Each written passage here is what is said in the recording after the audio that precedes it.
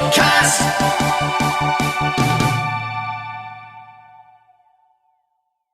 Today's guest is a psychic medium and artist from the UK. Whilst being a medium for almost as long as she could remember, she began developing her psychic artistry skills in 2007 and connected with her new spirit guide, none other than Leonardo DaVinci. Please give a massive Koit welcome to Sandy Ingham. Hi Sandy, and welcome to KoitCast. Good afternoon. Nice to meet you. And you. Thank you ever so much for coming. I said it just off air a second ago. I'm really appreciative of people giving up their time, so thank you ever so much for that. I suppose we should start in your own words. Who are you? Where are you from? All that good stuff. Right, okay. I'm from the high peaks of Derbyshire originally, now living in Cornwall, about as far the opposite way as you can go. And I'm a medium and above all a spirit artist.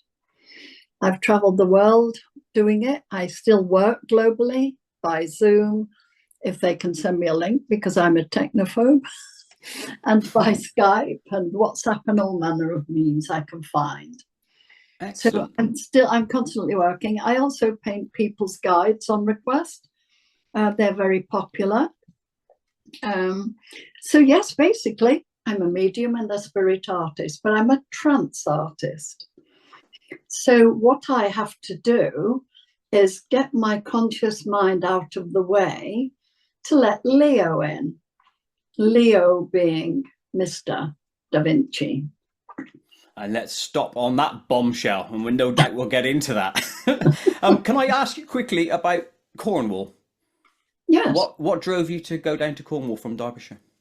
I have a daughter and son-in-law who are, well, not now, they're retired naval officers, and they were both stationed at Culdrose. And they wanted to have a family, so basically they wanted the children to know family. Otherwise they'd be out and family far away. Yeah, so we that's nice. really sold up and came down here. Lovely part of the world, Cornwall. It's beautiful. I love doing the southwest coast path walks along there. Wonderful area. Specifically, and I don't know if this is there, the Lizard, that's in Cornwall, isn't it? It is indeed. Yeah, that's just about amazing. half an hour away from where I am. Brilliant place, that. I loved it there. I think that's the best one I've been to. Okay, thank you for that. Let's start with what was your paranormal introduction, if you will? What got you into it? We're talking about the art or the mediumship? Let's talk from the very first time that anything paranormal, so to speak, came across your radar or happened to you. I came with it. I came with Leo. And in my time as a child, Leo was also presenting as a child. And I always called him Leon, like Leon, thinking it was Leon, but it was Leo. And I didn't find that out until I was 60 years old, when he decided that Mr. Da Vinci should identify himself to me, my Leon being actually Leonardo da Vinci. He introduced himself by picking up pencils, or what I actually used to do in the evening is take my post into the lounge, and it was a big corner leather suite. And I would sit in the corner of it and do my mail whilst listening to my favourite soap. Only it got to be that I didn't hear the show at all because I'd gone out. I'd removed my conscious mind. So the music would come up for the show, and then it would come up again at the end, and there was nothing in between for me. He'd literally taken me out, but because of my early lifestyle, I got very used to just leaving my body for whatever it was about to face. So for several weeks, if not months, the backs of envelopes and till receipts had bits of faces on them. So there might be an eye on one, or a mouth on another, or an ear. So all of the component parts of the face were being drawn on bits of scrap paper. And because we recycled what I'd left after doing my mail, my husband would throw away while I went to into the bedroom first. So basically, I didn't know I was doing it for weeks until one day it was quite shocking actually. I needed to use the bathroom in the middle of the show, which meant I had to come round enough to leave the room and go to the bathroom. And as I was rounding the bottom where we had a little coffee table, I went to put down whatever I had in my hand. And I had no idea what was in my hand. It was just an automatic reaction because I didn't fully come out of my trance. And something moved on the coffee table, and I thought I'd knocked something over. So I very quickly looked down to see a perfectly drawn set of human eyes looking up at me. And given that I've never in my life been able to draw, I think you might imagine the shock. Yeah, I would say. My husband said, "You've been doing it for weeks." He didn't know that I didn't know what I was doing.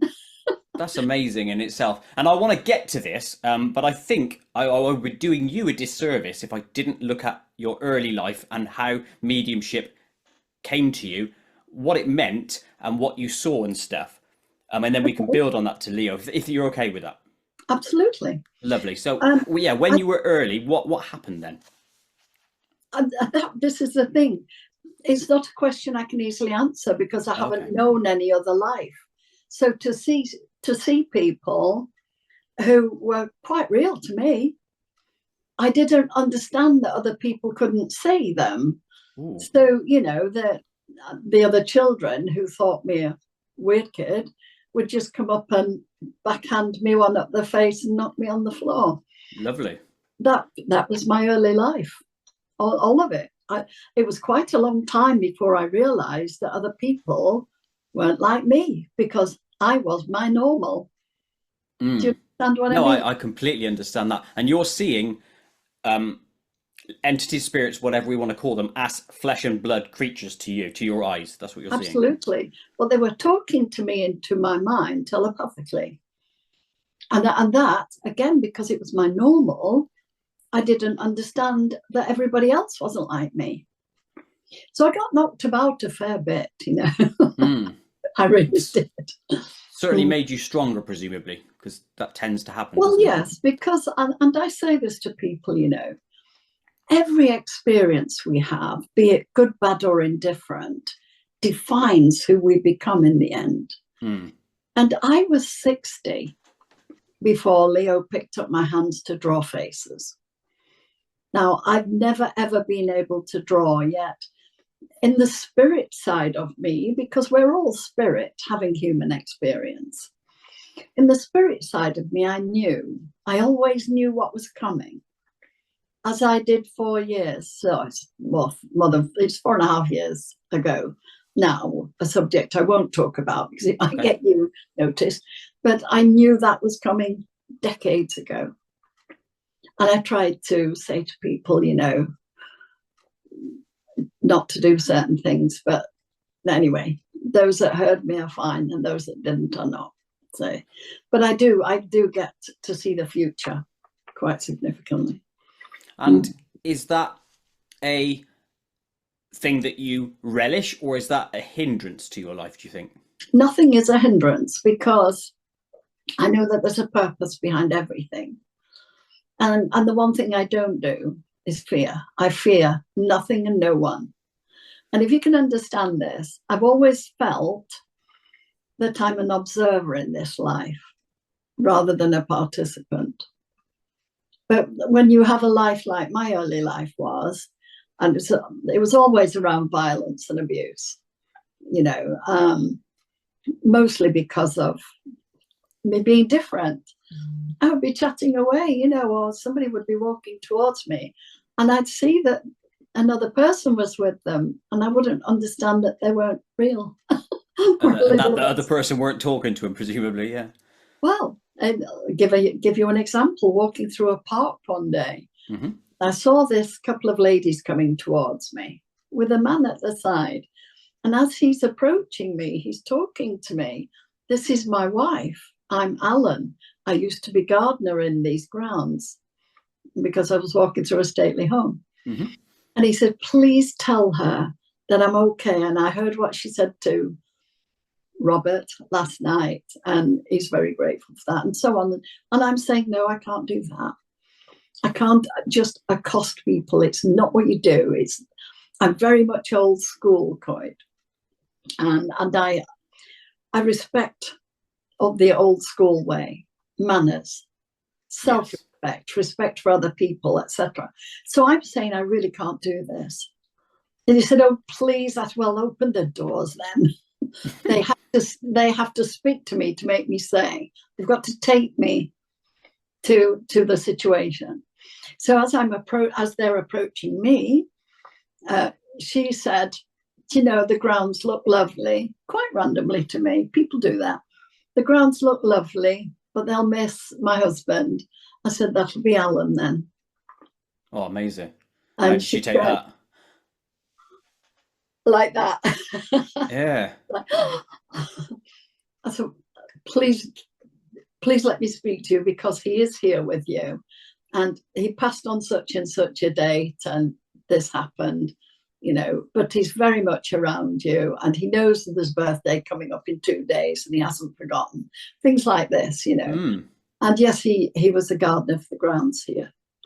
And so she was just overwhelmed with gratitude and peace, because, you know, once you know that we don't die, we don't and cannot die, because any scientist will tell you that energy, which we all are, cannot be destroyed.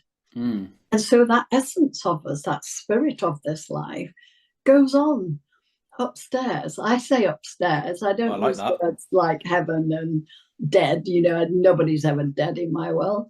They go home. They go upstairs. And from that perspective, they're as real and as solid in their world as we are in ours. And now Leo's telling me I have to explain this. So go for it. If you imagine a really vivid dream, if it's raining, your skin's getting wet. If you're hugging somebody, you can feel their body. They live in that world, in a dimension like a dream world, without waking up from it. So they're real, they're solid. I remember doing a reading for a gentleman whose dad had just passed. And he came to the reading end and he said, anyway, tell him I've got to go now. I've got a gliding session in a few minutes. And he said, oh my God. He used to go gliding every weekend. I said, well, I guess he's not changed then.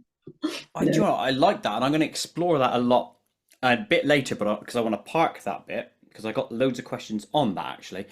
I like the bit you said, and I've never heard this before, about you're not the approaching type. You're holding back until you're giving, someone opens the door essentially for you to then walk through and give information.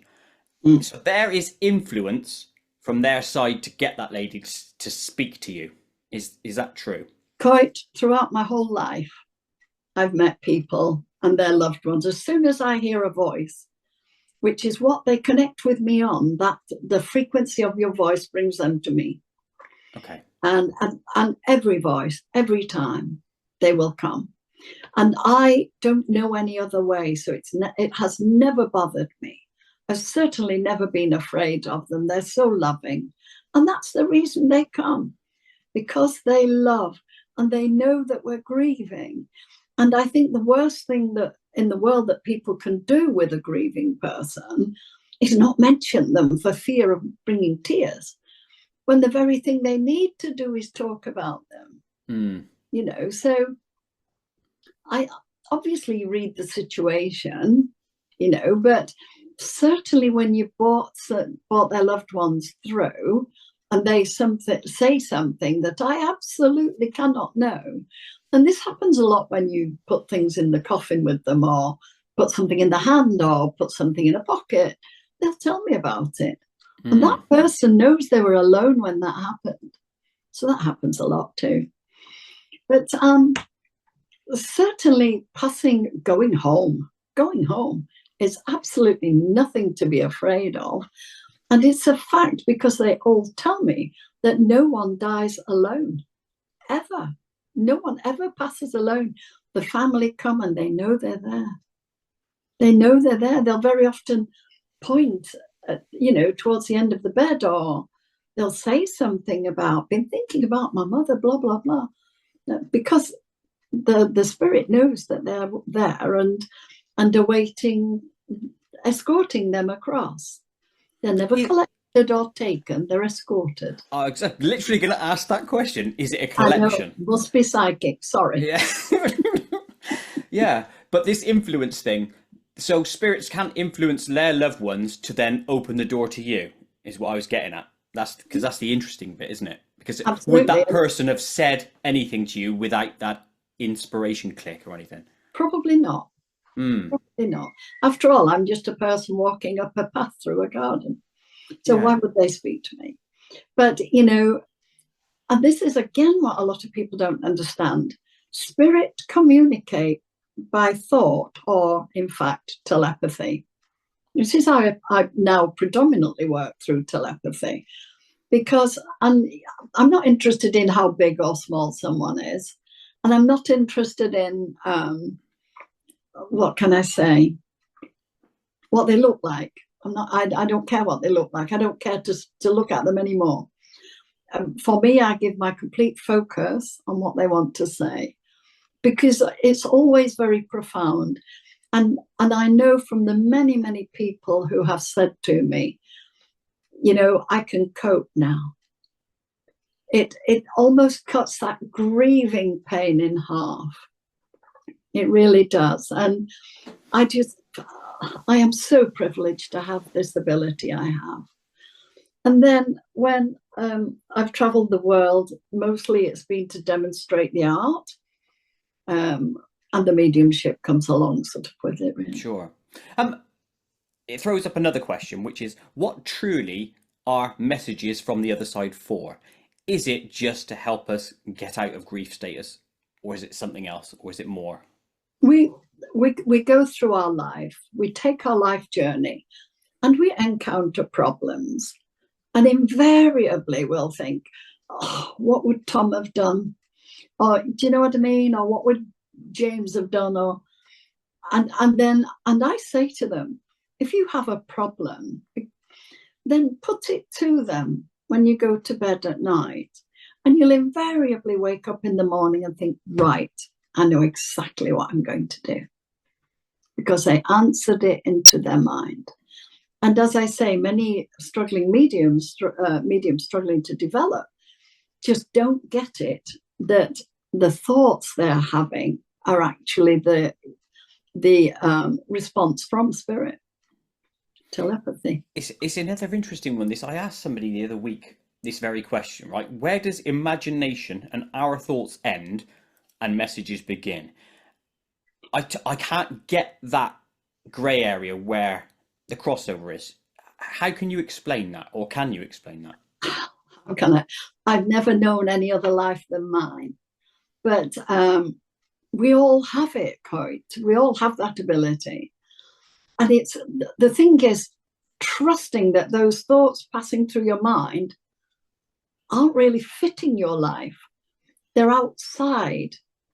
Or at least the best way I can describe it for myself, they're outside of what I know I would think of or need to know. I mean, Leo just speaks to me almost constantly, though he completely respects my rest. If I'm resting, it doesn't bother me. But when I wake up in the morning, if I've got a list of readings to do, I've got a list of people making me acknowledge them before I get to do the reading. So it's all good fun. A silly question I'm going to throw in here, but it kind of has a serious undertone. You said he's always talking to you. Say you go out and make a cup of tea, coffee, or whatever you drink. Is he then at that point saying, no, don't do this bit? Or is it no mundane bits whatsoever? He'll talk to me when there's a need for conversation. Okay. For instance, if somebody's asking me to do something, then he's going to say, are you sure you want to do this? Because, again, I'm approaching areas I can't talk about. How much has this been tested? Well, hardly at all. So we don't touch it, do we? Or we've talked a lot. I'm talking to a number of scientists around the world because, of course, Leo was a scientist, an engineer, an inventor. In fact, he has many times said the art is pretty much his bread and butter money, and he very rarely ever finished anything. He worked on the Mona Lisa for 2 years, and her husband, who commissioned the painting in the first place, never got the original one. He did several versions of it, but he's got the original one. And when he started to paint it, she was 2 years younger. And as it went along, he was so delighted by how she aged and had that humor and wisdom, if you like, if you look at the painting. If you look at it, he's aged in it. So underneath that one is another one. I know there was another picture underneath. Yeah, I saw that not long back, or read something on that. You sort of touched on how you get the information. It's essentially telepathy, you said, into your mind. Well, they'll show me images as well, though. Ah, okay. And when it comes to maybe, how can I put? Because I cannot verbalize everything they show me, but it's a way of communicating to me. For instance, if I come upon someone in the spirit world who took their own life, and I will see this, and that will be drug related, or they'll do this, my hands will come up and slide down my face and do that. Do you see what that is? Either decapitation or hanging. Hanging. Yeah. Hanging, yeah. So they give you those images, yeah. I will see that image, yes. Well, actually, the way I see it is physically, but they'll more often not make me go there. They'll just do that. And I'll know, yes, okay. Or if a heart attack, if somebody has a heart attack, I will physically feel the blow to my chest. And I'll think, oh, okay, you had a heart attack, you know. Is that actual pain you're feeling? Or is it brain sensory stuff, do you think? No, I feel it. I feel it in the area, but only for a fleeting moment, enough to tell me what it is. Does that ever scare you though? Nothing scares me. Oh yeah, you did say earlier, no fear. And I like that approach, by the way, because I'm almost similar, apart from the bit about physicalities, because I don't want to feel pain at all in any way, shape or form. Well, I choose to do that, Koit, because it saves an awful lot of words. And can you imagine, when I do a reading, it's for 45 minutes, and I want to get as much information and communication and comedy across before my time is up. And that's another thing. I'm the most unprofessional professional medium in the world, because I never look at the blooming clock. I really shouldn't. Well, they say time doesn't exist, don't they? So it doesn't exist in the spirit world. We create it in our world. Yeah. We create a lot of things, Koit, in our world. We create them. And from being a tiny girl, Leo has always said to me, and it's been such a profound message, what you believe, you will manifest as your reality. And it's true. Another thing that he's always said to me is, darkness cannot exist where there is light. And what is light? Not just the physical stuff, but knowledge, wisdom, love, care. Because at the end of the day, I hate that term. I don't know who said that. Sorry. It's all right. They very much influence what I'm talking about, because they're all listening, you know. Good on them. Well, absolutely. Because they come to help. They come because they love. And the first instinct of humanity is to love. And I will back that up with a very simple analogy. If you're driving along and the car in front of you flips and the driver's trapped inside, not only will you get out of your car to go and release them, so will everybody coming up behind you, because it's the instinct of humanity to help each other. And we do that because our instinct is to love. Yeah, I genuinely think there's a general good amongst people. There's just Oh, unfortunately outliers that are the bane of exactly. society. Totally. But I can spot one at 10 miles. Yeah, I'm normally a good judge of character, but you can do it at a bigger distance than me. Perhaps. What is in that? Is that tea, coffee, or hot chocolate? Tea. Tea, eh? Oh, Um, nice. it's loose leaf organic tea.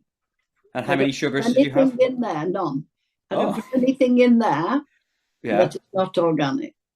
Fair play to you. Except I've been away for a week in Ireland doing a show and attending a daytime symposium on the EE systems, if you're aware of them. I'm not, so that's interesting. What is that? Nikola Tesla, you'll know him, Oh, yeah, yeah, yeah. right? Because Nikola Tesla, Leo channeled Nikola Tesla just before me. Okay. Like he works with me, he does the art. He also worked with Nikola Tesla on the scalar wave energy. You know about the scalar wave? It rings a bell from the term, but I can't tell you exactly what it is right now. A couple of energy fields, if you like, that collide. And when they do, they create this scalar wave. It's like the figure of eight or the eternal link. Oh, yeah. Mm. And when you sit in a room that's saturated with that energy field, it repairs and regenerates your DNA, and then your body starts to heal itself. 6 months ago, I was dying. I was due to go home. Quite happy about that. I'm 77 years old, and I've done a lot in my time. But then he started me working with these scientists. So I thought, hang on a little minute here, Leo. How is this going to pan out? I won't have time to finish this work if I'm due to come home. So for the first time in my life, I don't know where my path is leading me. And I need you to tell me with absolutely no doubt whatsoever. Right. So the next 3 readings I did all touched upon this energy enhancement, which is what EE means. Oh, I see. Yes. And one of the readers told me that there is a new 48-unit centre to be opened in Ireland later this year. They're still creating it. So when I came out of the room, I said to my husband, can you get on the giggle thing?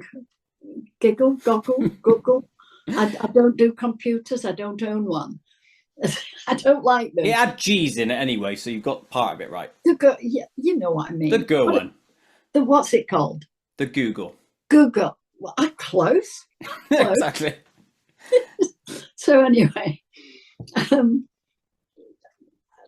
no, sorry, somebody's trying to come in and speak, and they need a backhand. No, it's just a not right now. Thank you, Leo.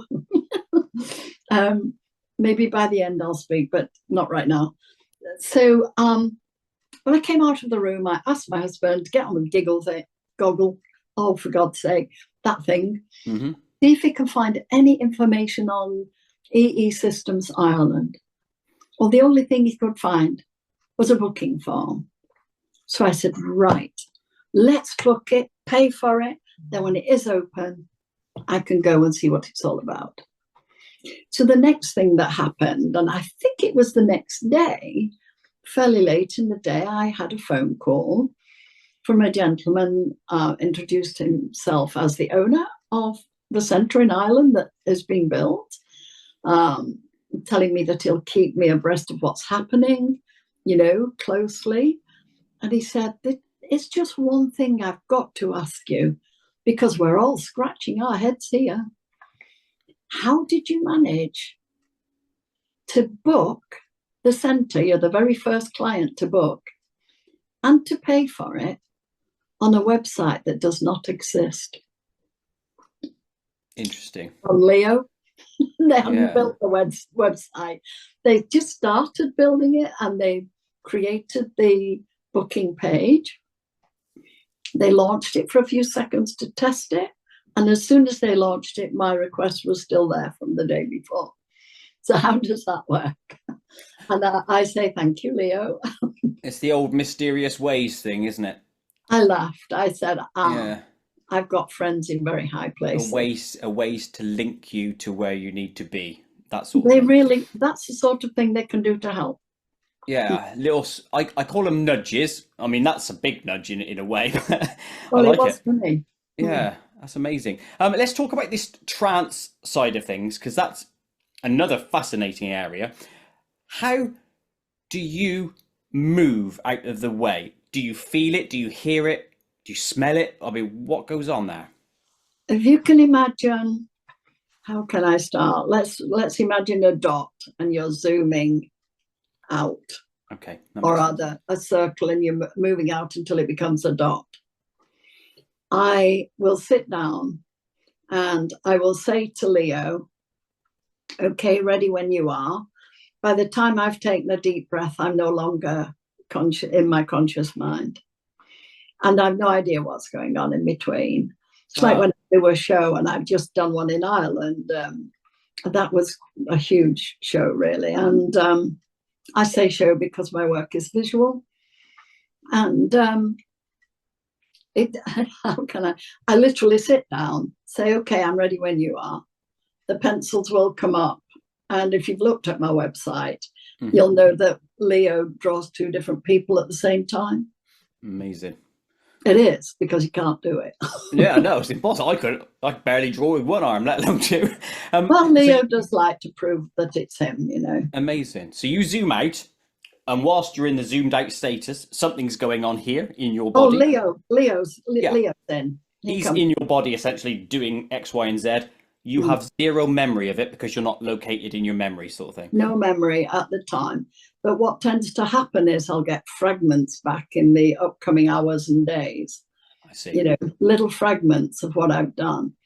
Because I just sit down and I draw people's families who passed away. Can I ask a strange question here? I'm sure you've been asked it before. Is it literally just art that happens, or does he like, oh, I'm going to go out and make a cup of coffee, come back and carry on with the art? Do you know what I mean? Simple things like that. No, he doesn't tend to involve himself in me having a cup of tea, though he will often say he needs some water. I see. You know, I need to drink significantly because getting into that state somehow dehydrates me. So then he does tell me, and it's quite outside my my knowledge, or I'm not by any means an academic, but he does tell me that to come into my body and use it, physically use it, then he alters the molecular structure of my body. I don't understand how or what or the details of it, but the words are there. So I don't mind what he does. Within limits. Robbing banks, you don't want any of that business, do you? He's not the type, you know. Although he did have quite a bit of fun in his lifetime because, Good. You know, I said, I don't mean it literally, that's tongue in cheek, darling. I said, you must have had a lot of friends, you know. And he said, how would you qualify what a friend is? Well, somebody you can talk to. Okay, so I'm designing helicopters and tanks and, you know, flying machines and etc., etc. How do you talk to them, anyone of my time, about flying machines that will allow a human to fly like a bird? I've been to his home in France. He asked me to go there, and it must have been over a year before I could find the time because my schedule was so tight. I was flying out to Australia, there for a few months, flying then over to America and there so it was quite a while before I actually got to go down there. And it came about because the host of my next event, I think he had a heart attack or something, and it was cancelled. So it left me with a week. So my husband said, now let's go and fulfill Leo's request. So we drove down to Amboise in the Loire Valley, where his chateau is, and in the grounds of the king's chateau. And he met me the moment I walked through the gates. into the courtyard. And it was funny because I had wanted to get some photos, like sitting at the head of Leo's grave, and his bedroom, his studio. I wanted to get photos, knelt by his bed, for instance, and I knew there'd be barriers everywhere. So I had to have those photos. And I was going to get them. I was going to get over the barriers or under them or whatever it took. Quick shot and away again. But I needn't have worried, because the moment we walked into the courtyard, and it was a beautiful, balmy, warm day, and I felt Leo walking beside me. I felt him as surely as if he was touching me. And I said to my husband, he's here, he's here. Now, we didn't know where the grave was, so we were going to have to go and search. But I needn't have worried, because he walked me straight into it. And as we walked in, the guards walked out, as did most of the people, which meant I could get across the barriers, me at the top, my husband at the bottom, to get the shots. And I got some superb shots. Same in the bedroom. We walked in, the guard walked out. Nice one, Leo. And I was able to just get over the barriers and kneel by his bed. Didn't touch anything at all, obviously. You don't do that. But I needed that shot. And he was so excited to show me all of the carvings that match on his bed, the chair, the table. It's just a magnificent place, really. Amazing. So, more nudges then along the way to help you out.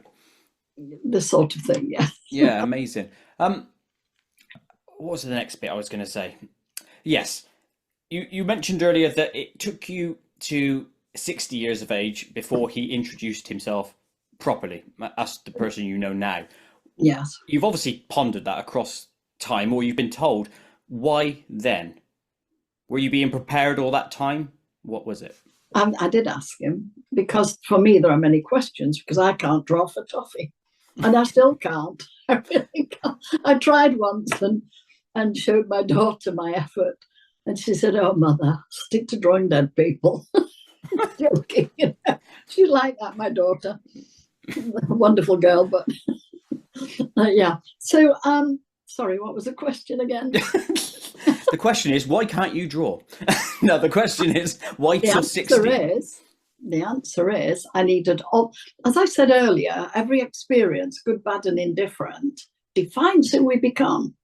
Now, I had to be of a certain maturity to allow myself to be literally taken over, if you like. I've got a fabulous photo of which one of my students took, showing me with a long beard and a corpse-like hand on the paper, painting, whatever. Yes. Whoa. Fantastic photo. I've got a beard down here. What was that taken on? Like a Polaroid or something? Or I don't know what a Polaroid is. It's just taken on a phone camera, I think. Oh, a phone. Okay, interesting. Maybe. I don't know. I've heard of like older technology being used to capture spirit information, be that like on an old style tape recorder or like old wind-up cameras, you know, that could, I don't know why, but more with less success with digital. So that's amazing that you've just said that about the digital phone being allowed to take that picture. Oh, strange things happen to my photos. Yeah, me too. I normally break cameras with my face, but I jest, of course. I'm beautiful. I know you do. I also jest now and again. Good on you. I'm going to ask you a question that came from Grant Cameron, if that's okay. During my chat with Grant, he was the one that introduced me to your name, and obviously that's to your website. And he referenced that experiment I think that you mentioned earlier, or you certainly mentioned that your molecular structure potentially changes, and that's fascinating in and of itself. Now, he said to me, he referenced something called a trans-channel experiment, which basically states if you take, I think it's 2 DNA tests, one as you are right now, yeah, without being inhabited or whatever you call that scenario, and you take a cheek swab and then you measure your DNA, and then you do another one whilst in trance. Would you do that, and what do you think it would show? I think it might show that difference, certainly of what my mind's doing. Yeah. I once took part in an experiment where they put electrodes all over my head to try to see what happened when Leo came in. But Leo was having none of that stuff. That's nice. Not make it work. But then I can walk into a shop and close down the whole bank of computers and tills. Mind you, to be fair, that is a member of my family upstairs who passed at the age of 45, and he's a bit of a joker. He loves to go in and start causing mischief. Happened again coming back from Ireland on, when was it? Friday, Saturday? Do you know, I can't even remember. My life is so full of transience. So, because I cannot stand for lengthy periods without my body aching, I tend to go assisted through the airports because I cannot do all those queues. That's fair and enough. The young lady who was pushing my wheelchair, the moment she spoke to me, vroom, in came her mum, who passed, I think it was 18 months earlier. This is only a few days ago. And I thought, I know what's going to happen here, don't I?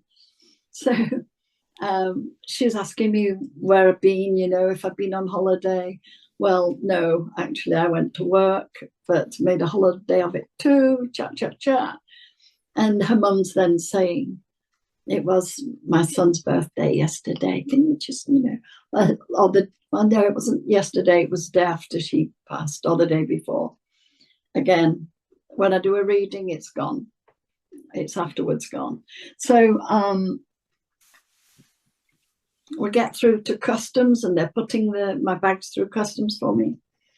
And of course, Mum wants me to talk to her daughter, and I'm sending back, it's really not appropriate, darling. And besides, I don't have time. My bag went through the scanner and came up black. Nothing there. So I had to go back again. I had to check it all through, send it back again, put it through again. Okay, that's done it.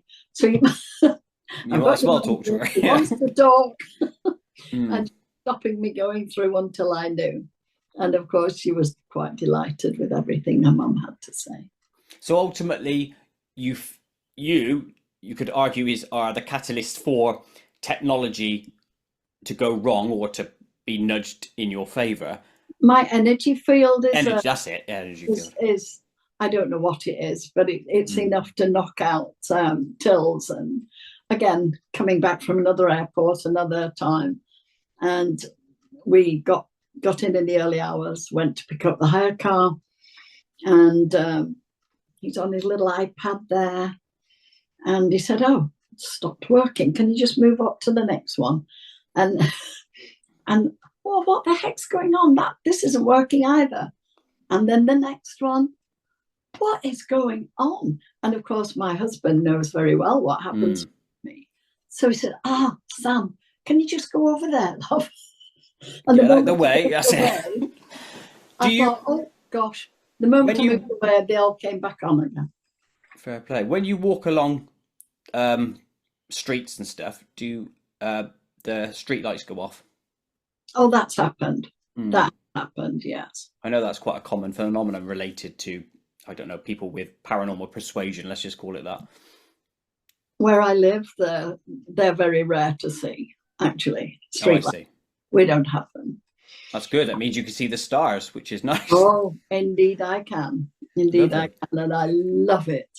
Yeah, I know. That's one thing I'm missing around here. I live on the edge of the Cotswolds, which is ace in itself, but there's not a lot of dark sky where I live directly. Oh, that's a pity. I know. I do love the sky. So, getting back to that test, would you take that test, you think? Because it would prove for you, for the benefit of you, and for science in itself, if it can show that your DNA changes, that it's real, then everyone's exonerated throughout history. Would you do that, do you think? Have a think about this.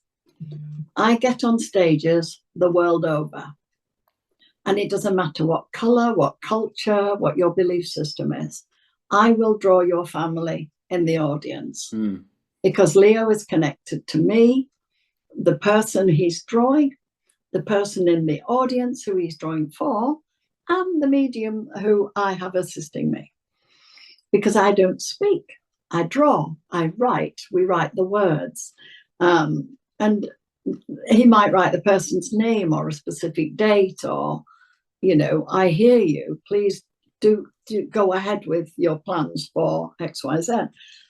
So things like that. So if you come to a show of mine and I draw your granddad, mm-hmm. and you know damn well it's your granddad, you're looking at him, you've watched him come out a pencil. What's there to argue with?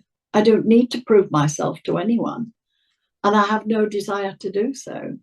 I prove it every time I get on the stage. The one in Ireland, and it was there were a lot of people there, and the first person I draw is a man, and this woman on the front seat, I think, she just shouted out, "Dad! Oh, Dad! Dad!" And so on and so forth. And then the team checked out the photograph to the portrait. It was her dad. What is there to argue with? What else is there to prove? No, I completely get that. Yeah. I don't have a need to prove myself to anyone. I do what I do, and it's consistent. In the backwoods of Australia, I showed to the Aborigines, where the gentleman that came in was the new tribal elder, and all of his family, with great respect, walked in silence and sat. Didn't speak to me at all. In fact, I was just going into my state of alteration when I was aware of them coming in. And I was aware of them because Leo made me aware of them.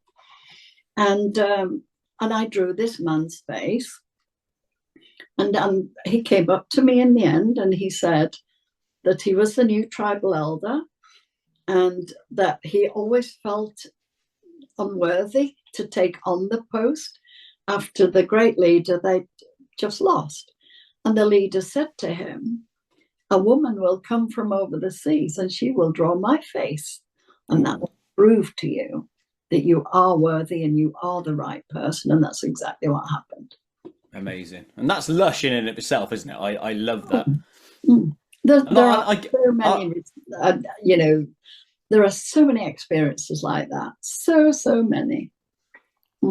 I get it from your perspective because I would also think the same, which is, why do I need to justify anything? I get it. I'm on board with that. Part of me also sees that side that says, what if I could also contribute to science by doing this? Could I help there as well? But we'll park that and leave that because that's kind of irrelevant now.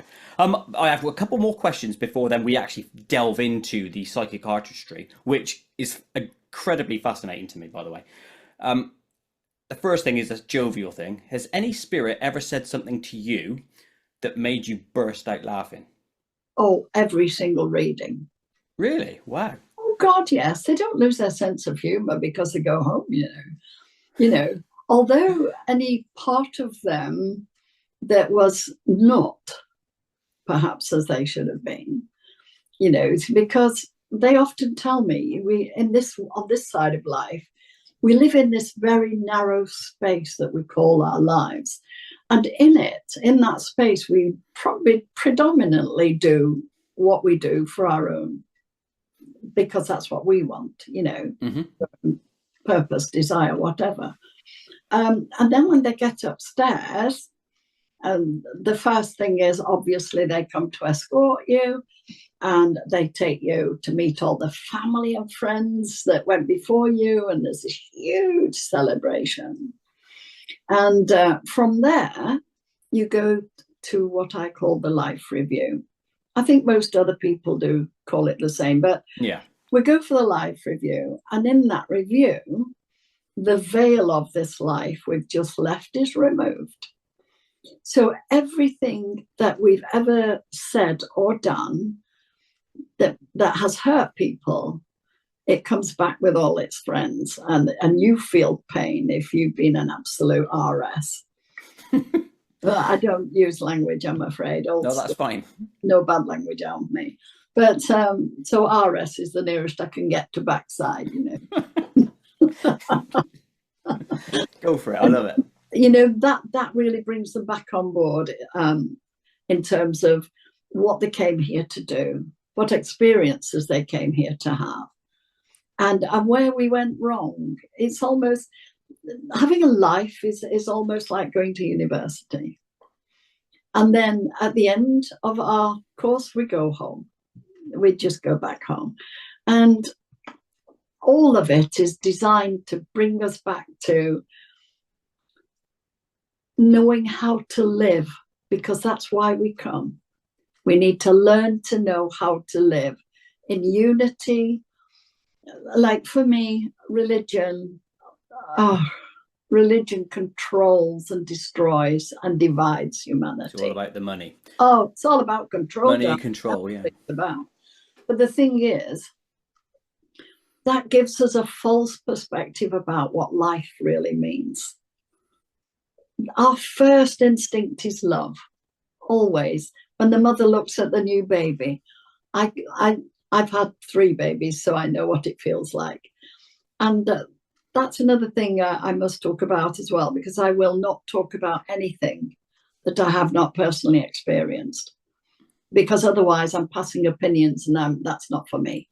I don't want to pursue other people's opinions, so I don't. If I've experienced it, I'll talk about it. Quality. And did I miss the question again? No, you answered it, because you pretty much answered it straight away. I said, has any spirit ever said anything to you that made you burst out laughing? And you said pretty much all the time.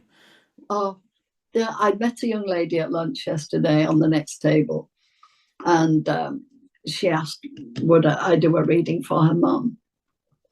And I said, of course, just book through my website, because that's how I have a system, you see, so no one gets missed. Book through my website, and I'll send an appointment. The next thing I know is her father, who's just passed. I could hear him laughing his socks off. I said, I don't know what's funny. It's really laughing here. Oh, yes, I do know, as he told me. I've just scanned your diary. You won't get an appointment for weeks. So he opened up there, and I read for her there and then. Amazing. He sneaked into my diary, you know. Yeah, that's cheeky. Now, cheeky wretch. You know, he laughed, I laughed. I would as well at that one. I'm going to parse out something now. I just thought of about 10 minutes ago, when you were talking about they come here to help. Is there like another plane of existence where we are here, me and you as the current beings we are we at some point, I don't know, during sleep or whatever, are we going out of body and helping people in other realms as well? I believe certain ones can and do. I certainly do. But I do remote viewing as well, though I won't actively do it for anyone. It's because I need to see what's going on in the world. Oh, I see. Then I need proof. I need to see it for myself. And so this is how I can spot a lie, you know, or a fake photo. Because when I look at a photo or a picture, I see every pixel in the picture. I see every pixel. So if something's out of alignment by the nth degree, it shouts at me. This is fake. This is created, you know, this sort of thing. And say you spot a fake via whatever means that is, 10 pixels out or whatever, do you then transport yourself to that location and look at it and say, well, clearly this is different to that? Yes. Then I have to ask you this question. Sorry to interrupt there. I'm highly interested in aliens and things as well, right? So have you looked into that remotely? They're not aliens. They're friends from other planets, and they don't attack us. They don't. It's the human walking on 2 legs that create all of that. There are no devils and demons upstairs. They cannot get into that energy field. It's like, as I said earlier, darkness can't exist where there is light. The spirit world is one of love, and we leave all the things that we've gotten wrong at that place where we have our life review. You look at it, you feel it. It hurts that you've been such an RS. But then they set about making reparation with the family. So I'm able to say, well, he remembers when he did this or said that, you know, and he's so sorry, he didn't realize just how painful it was to you. You know, they don't deny their mistakes, they own them, and they might say, I was off my time. It's what we did in those days, you know. But looking at it now, I'm so sorry, you know, really, really sorry. And I would ask your forgiveness. You know, let your spirit forgive me so that you may get on with your life without feeling or carrying with it what that person did to them in life. It just sets the record straight, if you like. This life review, and I have talked about this with other people before. If we're reviewing lives, and presumably we take reincarnation into account, and we keep coming back to learn at university, assuming you go along with that pattern of thinking, are we on a course to perfection? Because you could get to a point where you're amazing to everyone, but what happens if you have that one really crappy day and then you swear at somebody randomly? Obviously you won't, but you've learned from it. Yeah. Job done. If we will make mistakes in life, and if we learn from them and think, oh, I really shouldn't have done that, I must be more careful, job done. We're not carrying anything. It's, you realize it. But if you don't realize it, then we will view it later on. That's what it is then. It's the don't realize that goes That's forward. Right. I see. That makes me feel slightly better, because there's obviously going to be always, no one's perfect in their life, are they? Oh God, no, not at all. What would be the point to be here? We come here to have more, well, not just that. We come here to gain experience, to, as Leo puts it, learn how to live. It's like, and I'll be hated for this, but I don't care because it's not my words, they're Leo's. There are people doing like regeneration work, and Leo just goes, oh, you know, how are they ever going to move forward if they keep going back? What do they think they can change? You cannot change history, and it will not help you to understand why you got stabbed in the neck when you were 10 or whatever. It doesn't help you to know that. It doesn't take you forward. It's a pointless exercise that stops us moving forward to find that ultimate, which is unity of the human species. And the reason we have not found it yet is because we've got all these controlling organizations keeping us separated, just as is happening now. You know, with each religion fights another because they want their religion to be the best. Until we grow up out of this primitive behavior, sorry, but this is something big in Leo as well. You can probably tell he's getting a little bit more serious about it. Until we realize that we're being kept separated, divided by these religions and corporations, which we won't go into, but we're being divided by them. And until we take off the silly costumes of religions and remove them and come back or reach that zenith that we're all here to reach, that is the unity of the human species. And then there will be no big controlling of organizations, corporations. There'll be no controlling religion. We will come together in the way, I mean, I'm not religious whatsoever. To me, God is love. It's just that unconditional love. Going back to God being a human being, never. Illogical, pointless. So what we call God, and that people, I won't say worship because I hate the word as well, but what we come to understand is that everything to do with, well, like Jesus, right? Jesus, he was a man, he did live. There's enough historical evidence out there to prove that he lived. He was a medium, he was a healer, and the one thing he taught was not to fight, but to come together in unity and care of each other. That's always been the message, you know.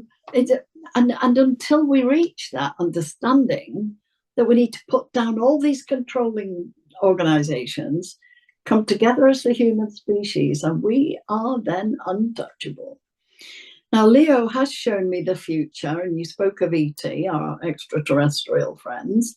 I met one within the last year, in my own room.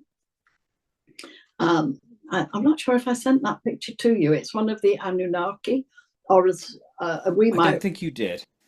Really? Oh, what a pity. If you could send it to me, that would be. But of I'd be course, interested. with the elongated head. Mm-hmm. They go back to Egypt, Nefertiti, long, tall helmet type thing. Yeah. Because there's an elongated head underneath with no hair. They don't have hair. And I had been painting one as a guide for a physical medium I know. And it was getting late and the picture was almost finished, but not quite. But I was by then quite drooping and needed to go to bed, you know. Mm-hmm. But I said to Leo, can we leave this till morning? Because I'm so very tired. And of course, he backs away immediately. And I came into the bedroom to do my preparation for bed, you know, have a wash, etc. And then before I left the room, I plugged my phone in to charge it. And I said to my husband, I'll leave the easel light on. It's a tiny pinprick of a light, daylight, but it's facing a wall because that's where my easel is. It's facing the wall. So I'm sitting with my back to the room. Yeah. And I said, just switch all the lights off. Just leave that little one on my easel on dim. You know, it's you can adjust its light. And I'll come and collect my phone before I go to bed. So I went in there. I sat down, facing the wall, facing the easel, which is right in front of me. And Leo picked up the wherewithal to finish the painting. But then I was aware of a very strong energy coming up behind me. I didn't know what this was. It felt different. And it really was right behind me. And telepathically, I heard the words. And I said out loud, I am aware that you're there. And I know that you want me to turn and look at you. And of course I will. But will you back away from me, please? Because I don't want to be startled in not knowing what to expect. I felt the energy pull back. And then I took a breath, slowly turned around, and I thought, oh, where have you gone? But the bottom of my room is all glass doors, floor to ceiling. So all I could see was the painting reflected in the glass until the voice said, no. And I was shown that I'm physically full body sat in front of the painting. It cannot be reflected in that glass. And the moment that came, it nodded it. I say it. I feel so bad. Thing is, they're androgynous, so they're neither male nor female. You know, it's almost like a bodysuit they put on to come and communicate. But showing of the time in history when they were on this planet for between 10 and 15,000 years ago, and they were seen to arrive from the sky in a fire, and they were seen to leave in the same way. And so they left as quickly as they came. So the being that came to you, was that a physical presence in the room, or was it the mind's eye, you know, ghosty type thing that you normally see? It was as real and as solid looking to me as you are. But it was not of this earth, not now. Oh, no. It wasn't transported in. It was a Definitely spirit. It was E.T. E.T., not spirit. There's a difference. Oh, okay. So it was. I'm going to delve a bit deeper. Was it a spirit of a long gone dead ET, or was it a live ET? The live ET. E.T. Okay, that makes it even more disconcerting.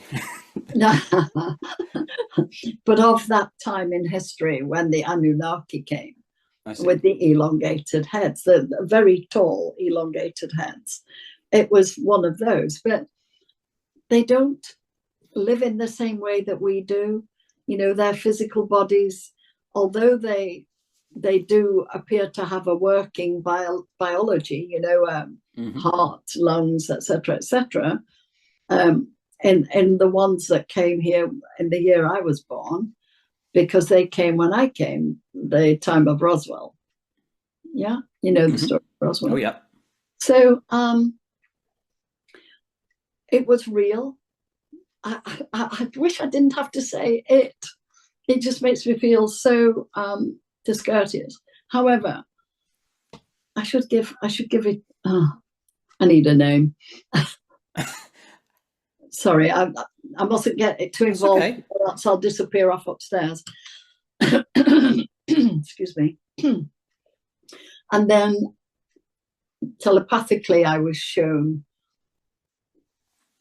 where they are in our world and what they're doing. And apparently, throughout the history of humanity on this planet, they have still been around. They don't have short lifetimes like us where we come and kill ourselves from the get-go or somebody kills us, you know. And I think you might know, but again, we don't go there. I don't want to get you shut down. Anyway, I'll be interested to know what you're alluding to in these things. If you're alluding to political things, that's fine. We can keep that off. I'm not quite sure. If that you, then let's leave it until we're off air. Yeah, let's do that. Cool. Okay. I would love to talk to you at some stage in the future about the alien type of things, because I would go off on a tangent here and I could ask questions on that subject for like hours and hours and hours, and I don't want to monopolize our time because I definitely want to get into the spirit artistry. So let's focus on that now. When did the penny drop to you that it was spirit artistry rather than you doodling? Oh, that's easy. I can't draw, never could, still can't. And you ask the question, why can't I draw? Yeah. And I asked that very same question to Leo. Why use me of all people in the world? I can't even draw. He said, well, it's one of the reasons. We cannot have you drawing, because if you did, your subconscious mind would override what I'm doing by doing what it thinks is right. Do you see what I mean? Yeah, no, I completely understand that. Yeah, that makes perfect sense. So he needed a completely clean slate. So I happily get out of the way. And he taught me to do that when I was a little girl and the hands were coming for the throat, you know, which happened a lot. And I would just step out of my conscious mind. So the guy would be throttling somebody who wasn't in anyway. So I wouldn't show fear, you see. I would never let that man beat me. I was just a little girl at the time. And it went on for 4 years. So, I learned to step out. And that, again, I don't look back and feel the baggage of all of that. I look back and celebrate everything. Every kick, thump, smack, all of it. I think you have to, because I always think the same thing, by the way. It's a step along the way to get to you where you are now. And you might not appreciate it at the time, every beating that you take or whatever, but you might do now because you're where you want to be, and you might call it home, per se. I celebrate it, Koit. There you go. Celebrate it, because it's taught me, as I said twice, I think already, every experience we have defines who we become. So I'm not afraid. I was never afraid when Leo came in. I just happily handed myself over to him, you know, and it's worked incredibly well. Yeah, I've traveled the world doing it, and my reputation is good because Leo gets it right. And you know, when people say, "Oh, Sandy, you're amazing," you no, I'm not. I don't do anything. It's all Leo, you know. Or your families when they talk, and so on and so forth. Let's talk about the physical act of doing the drawing, painting, or whatever Leo decides to do. On stage, I'm drawing with a black and white, just black and white. He then precipitates colour onto them sometimes. I'm glad you said that because they were my next questions. Who's choosing the Leo's medium? I was saying, who was choosing the medium and the method of drawing, and does colour play into it? They were my next questions, and you've just answered them ahead of time, so well played. The way it works, he was preempting what you're saying because he knows what you're going to say. So black and white. I have seen some of your pictures. Were they coloured in afterwards? No. It's all black and white. Maybe I'm looking at the wrong things. Precipitated. Leo puts the colour onto them. I see. Can you explain that to me? I will do a picture in black and white. Yeah. I will send it out to the customer. And, oh gosh, so many I could show you. I drew from the beginning. A friend to a lady who'd been trying to have a baby for some 10 plus years actually got pregnant. And one of the things she'd always wanted was one of my pictures, or one of Leo's pictures. So she bought her one, right, as a gift, as a congratulations on getting pregnant. And in that picture, what Leo drew was a little girl about 10 years old. And she has a particular set or angle to her head, and she's holding a pink flower in her hand. Okay. I sent that picture out. She looked at it and thought, well, no idea who that is. But she knew my reputation. She kept it. Unfortunately, she folded it, which you must never do with Leo's work. But and she put it in a drawer. Roll on 10 years. And this same woman asked her daughter to get something out of the drawer that we're talking about. Mm-hmm. And the child came up with, "Oh, Mummy, when did I have this picture drawn?" She's looking at herself, age 10. So Leo drew that 10 years before the child got to that point. And so the girl, at the time she discovers this picture, has a T-shirt on with a pink rose right there, just as the little girl is holding. Amazing. And it really is. So I know it is. Just to identify it, which I never worry if somebody says, well, I don't recognize this. Frankly, I don't give a damn because I know that they're right. And if you get somebody that I don't know, well, I got one, but I didn't recognize it. I think, well, open your heart, idiot. I don't. And it really will come. Idiot. I don't think it is. Sorry. It's okay. I'm remembering one person that did that to me, and he quite extracted the urine because he didn't recognize the person. I don't care. Leo doesn't get it wrong. And if they don't immediately recognize it, they certainly will in due course. And this happened, a lady, she booked a portrait, I sent the picture. I don't know who that could be. And 12 months on, she's attending her cousin's funeral, and there's the exact picture, photograph sat on the coffin. It was her cousin. And if she'd just taken the time to look through old photos, and this is mostly where they are discovered, going through old photos. And if she had just taken the time to do a little research, then she would have been able to contact her cousin before she passed. But she didn't. That is a shame. It was, and there are many such things. Oh, I must tell you another one because it's one that I enjoyed very much. It was a big show. Newspapers are generally there to do a report. And this one woman, she was standing in for the person that normally would have come to cover. And she didn't believe in all that rubbish, I can tell you. And she just lost her granddad. And she thought, well, if all of this is real, granddad should come. So the picture was sent out when it was done. And it was a man. She looked at it, that's not granddad, screwed it up and threw it up the room. And then her friend came. And she said, oh, granddad's picture came. Not, it's up there somewhere. So She went and opened it and said, no, definitely not your granddad. Damn good picture of your dad, though. Now, she'd been estranged from her father most of her life because her mother was a bit of a psychopath.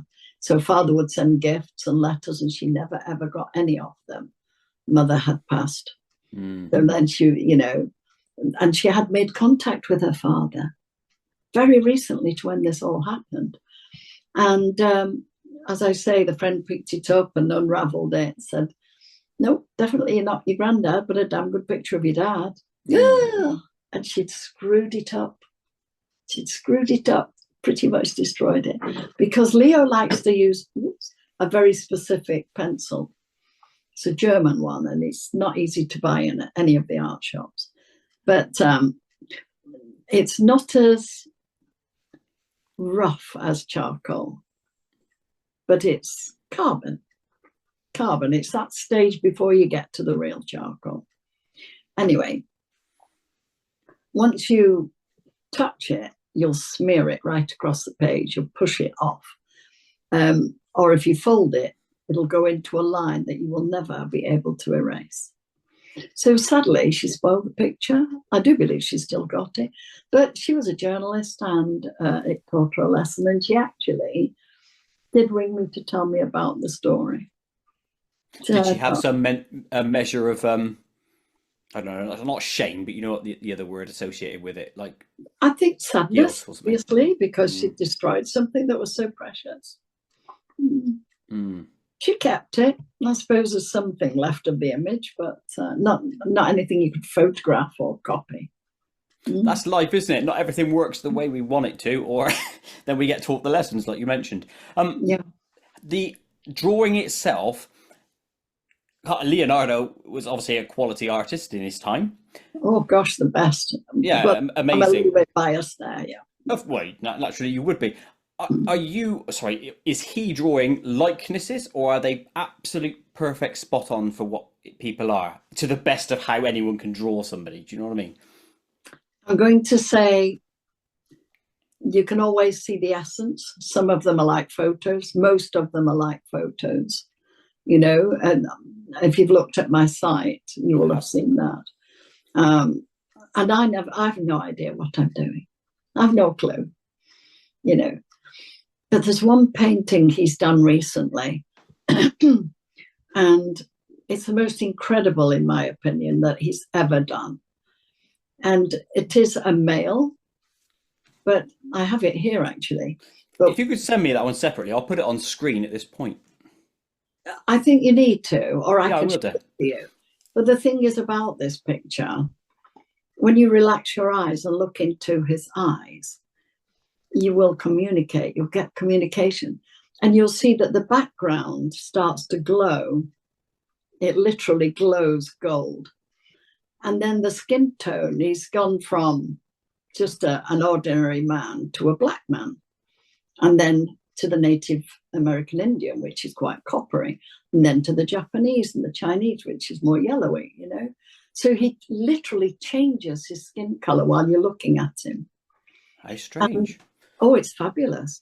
And people will say to me, who is it? And I will never tell them who it is, because we all perceive things in a different way. And I don't know whether I sent it to you already. Okay, well, let's talk about that afterwards, and I'll mark this point, and we'll definitely get it on screen, because that sounds, I think you need to, intriguing. because it's come at a time of trauma in our world, and it comes to heal, but that's not all he does. Skin tones, glowing background, and he moves. He moves as on you a look. still image. Yeah, that's amazing. A question on the process side of things. You've probably been asked this before, but I'm intrigued. Where does skill sets live? Is it in the brain, or is it in the essence? Because obviously, if he comes in and you physically can't draw, because you've said you're no good at drawing, so it can't be in the hands, even though we think it is a science, because it's like muscle memory. We think, don't we, that artistry and hand stuff is. How does it work, do you think? Artists are drawing what they're looking at, obviously. They're literally copying what they look at. That doesn't happen for me because I'm not looking at anything. I'm not in. So basically, there are many ways that this can be achieved. There are many, gosh, I'm going to get slaughtered again, would-be spirit artists out there who really don't see what everybody else sees. They think it's really good. And of course it isn't.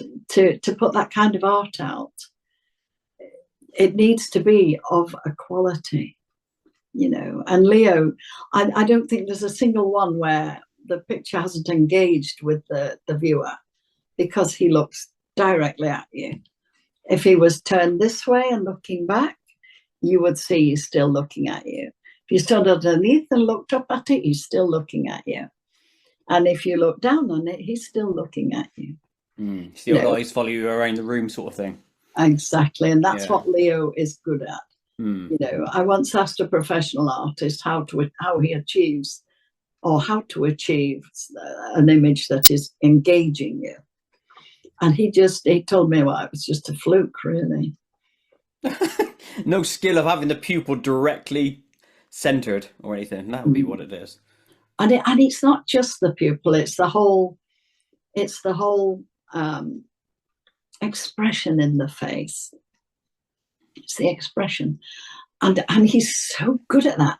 But another thing that he does, if during that person I'm drawing for in the audience, one or two people come in to be acknowledged, then Leo somehow just picks up a sheet of paper and halves the face.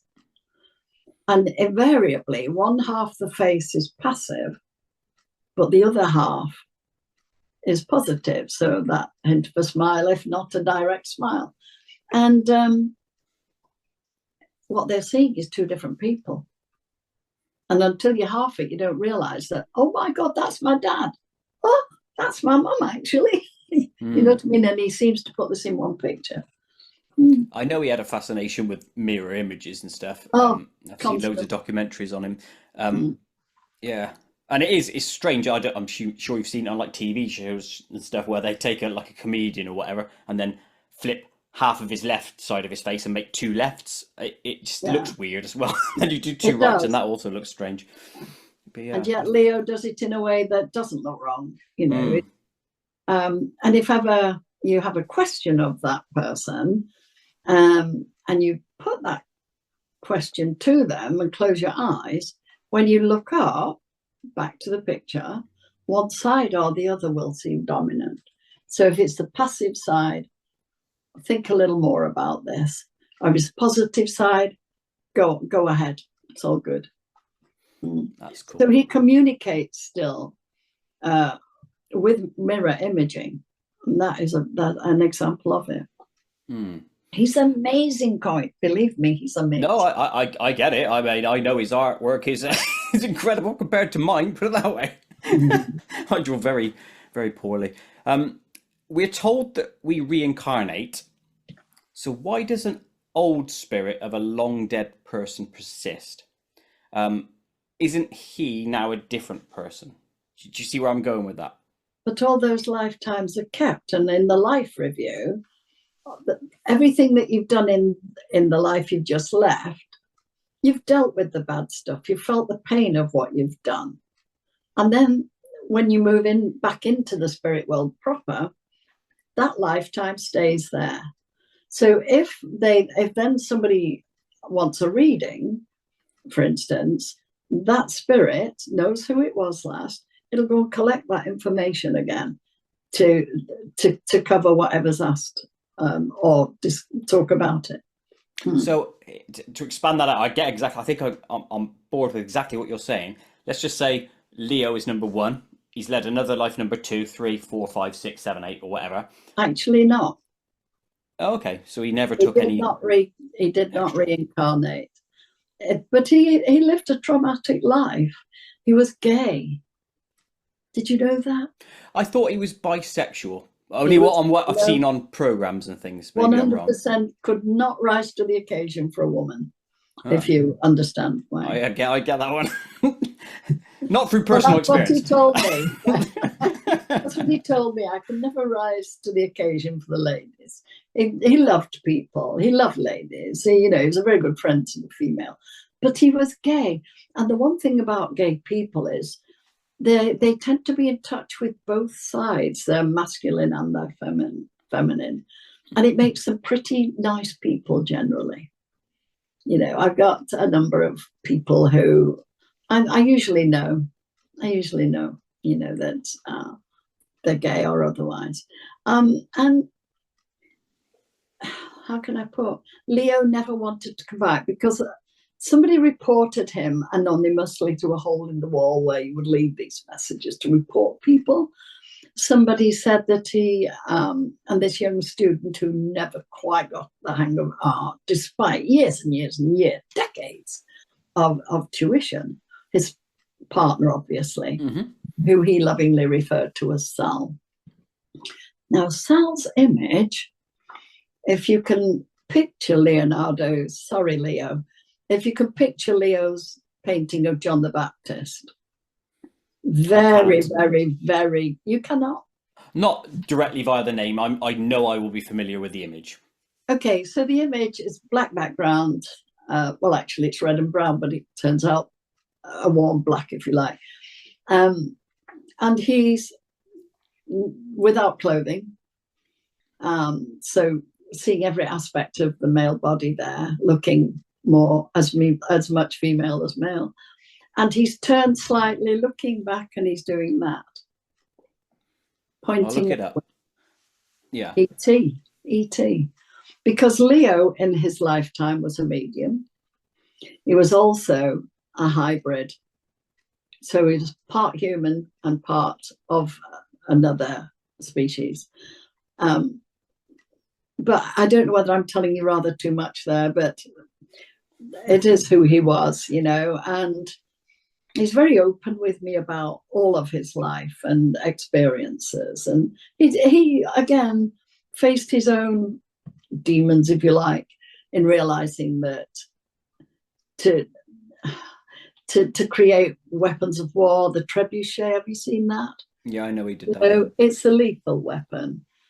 And he designed many lethal weapons. And that was for him something he had to face. Because as the ET that came here told me, throughout the history of humanity on this planet, they have routinely killed each other. Never because they want to, because they allow themselves to be told to. And I find this particularly when I read for military persons who have retired. And once the brainwashing stops, kill without question. I'm telling you to do it. Don't think about it. Just go and do it. Pilots in particular, they're instructed by some old man wearing rather more ornaments than he needs. But they're instructed to go over there and bomb the hell out of this country because they're full of terrorists. But when the brainwashing stops, they realize that what they've just done is go to another country, bomb the hell out of it, kill millions of people, just like us. They hadn't done anything wrong. They didn't deserve to be killed. It's that old man, or I know who's at the top of the life pyramid and who's responsible for what's happening in our world today, which is unprecedented ever throughout the history of humanity. But I forgot where I was going with that now. There was a revelation there somewhere. there was actually. But, oh yes, thank you, Leo. He has to remind me now and again. So when the brainwashing stops and the reality hits, they've actually gone over to another country and obliterated millions of people who had done nothing wrong. There were people living in their country as we are in ours. And the realization that old man who's instructing them to go and kill aren't doing so because they're terrorists. They're doing so to acquire the country's assets. Yeah, money, control. That's right. Normally the way it is. You've said that Leo didn't come back, i.e. the reincarnation process. He never did. Does he give you the answer on how to achieve that? Because I've expressed that sentiment myself, that I don't want to come back here again. Not because I hate my life, but I don't want to. But no, I understand. It's very hard for people like us to view what's happening in our world and see the trauma. And for me, because I read across the world almost every day, I hear about it from them and how they passed and why they passed. And, you know, so much of it that should never have happened. They shouldn't be. However, when it all first started and I was really upset and young people dying and, you know, it hurt my heart. Leo always uses that term. It made my heart smile. It hurt my heart. This is how he talks to me, you know. And he said, "What's the matter?" And because I was clearly upset. And I said, "Well, all of these young people passing away." He said, "What do you do for a living again?" Yeah, you need that. You need that conveyor belt. But the thing was, they chose to exit at that time rather than transition the whole war that we're in the middle of, to help people and hopefully bring back unity to humanity. And I get that sentiment, but do you have the key or the answer as to how one like me could stop coming back here again? You make the decision. It's as simple as that. So if I consciously say now, I don't want to come back, would I? I'm not coming back. Well, it's your choice. Everything is free will. Everything is free will. If you don't want to come back, you won't come back. Leo made that decision. But in the time, in those years, all of the so-called different people, for want of a better word, he has been guide to. He's my guide. He's my friend. He is who he is. And I should tell you at this point, actually, that when he threw me on the stage, within 1 year of picking up a pencil, I was on the stage and out doing Atlantic cruises and what have you, doing what I do on stage, you know. And yeah, within 1 year, this all happened and launched out on the world. And I just go and do my thing. And I never give thought to the fact that if Leo doesn't come, I'm going to sit there like a fool. But he has never let me down, never. And so throughout time, when these certain genius, if you like, people are born, or people with an exceptional ability, then he is the one that's acting guide for them. He never takes on more than one artist. He's always only got one artist, but he works with scientists as well. And this is where I came in at the beginning, saying, you know, I'd started to work with scientists who wanted to understand a different perspective or solve what they're looking at, and they just can't find it. Then Leo will answer those questions for them. Are there any programs that you're working with at the moment that you can't tell me of because it's highly secretive investigations or anything? I won't. There are things I won't talk about. That's fair enough. That's a yes then. Well, I won't get you into trouble, trust me. So astute, darling. You really are. Yeah, so astute. No, I mean, my life is complicated enough. I don't need to have all these questions, which are not aimed at me. They're aimed at Leo. And right from the very beginning, I said to him, given that he was throwing me out on the world stage, that I would never want to mention who he was. And we agreed readily because I've always called him Leo, you see. So I said, you will continue to be Leo for me. And he said, that is what I would have suggested myself, because we don't want it to be about who he used to be, which invariably happens. He wants it to be about what we're doing together. So I've done so many interviews. I have a TV documentary and series out there. And I would never tell anyone who he was. So when I'm asked, do you know who this artist is that comes to use your hands? I would just respond in the same way every time. Well, it really doesn't matter who it is, does it? The fact is, he's drawing people's families. And that is all. And for the first 6-7 years, we only ever drew people's families, immediately recognized. But as time went on, and he became more making people think